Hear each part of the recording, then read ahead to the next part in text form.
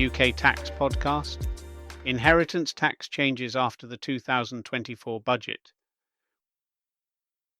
with John Kavanagh.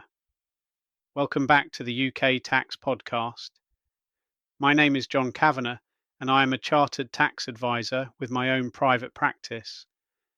I mainly advise other professional advisors, but also private and business clients. I've been working in tax for 40 years and have been a chartered tax advisor for well over 30 years, so I hope this podcast will offer something useful.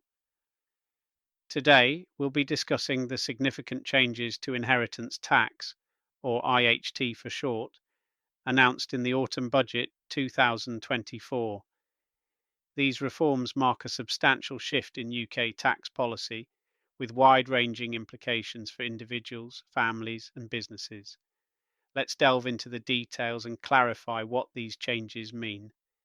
From April 2025, domicile will no longer be a relevant factor for IHT purposes. Instead, individuals who are classified as long-term residents will be subject to IHT on their worldwide assets, irrespective of their domicile. Long-term residents are defined as those individuals who have been resident in the UK for at least 10 out of the last 20 tax years. Previously, non-domiciled individuals were liable for IHT only on their UK assets, and non-UK assets were excluded.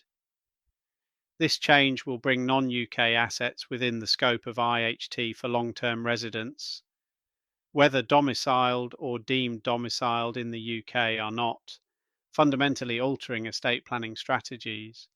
Offshore trusts established after April 2025 will no longer provide protection for non-UK assets.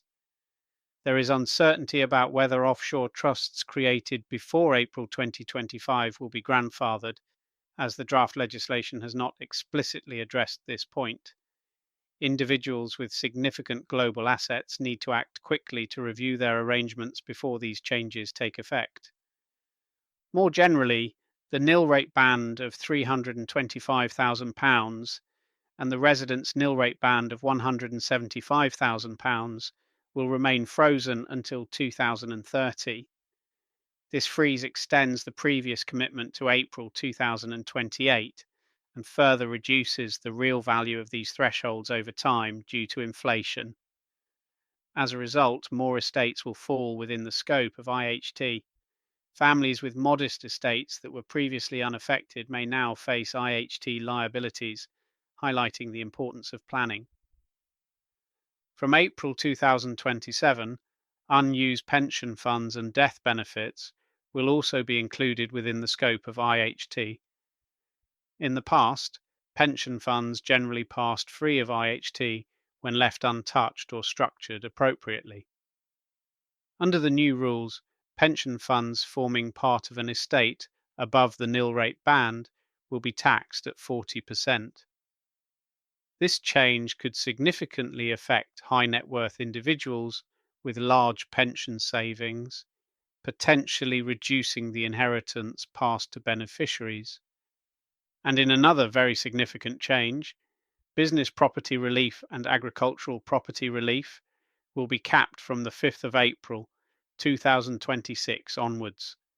The first £1 million of qualifying business or agricultural property will continue to receive full relief, while values exceeding £1 million will attract only 50% relief, resulting in an effective 20% IHT charge on the excess. These changes are likely to have a significant impact on family businesses and farming estates, many of which rely on these reliefs to transfer wealth to the next generation. Given the scope of these changes, proactive planning is essential. Reviewing wills and estate plans to ensure that they align with the new rules, particularly for pensions and global assets, will be critical. Offshore trusts established before April 2025 may still provide some shelter for non-UK assets depending on the form of the final rules, but their effectiveness needs careful review. Using lifetime gifting strategies can also help reduce the value of taxable estates, and seeking professional guidance is crucial to navigate these complex changes and develop an effective strategy. To summarize, the Autumn Budget 2024 introduced some of the most significant changes to IHT in many decades. These reforms will fundamentally alter the IHT landscape, especially for non-domiciled individuals, business owners, and their families.